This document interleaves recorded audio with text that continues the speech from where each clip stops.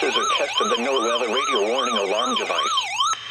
During potentially dangerous weather situations, specially built radios are automatically activated by this tone to warn you of impending weather hazards in central Arizona. Tests of these radios are normally conducted every Wednesday between 11 a.m. and noon. If there is a threat of, or existing severe weather in your area Wednesday, this test will not be conducted. Reception of this broadcast and the warning alarm will vary at any given location.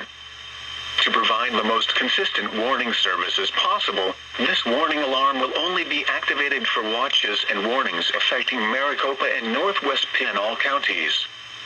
This concludes the test of the NOAA radio warning device.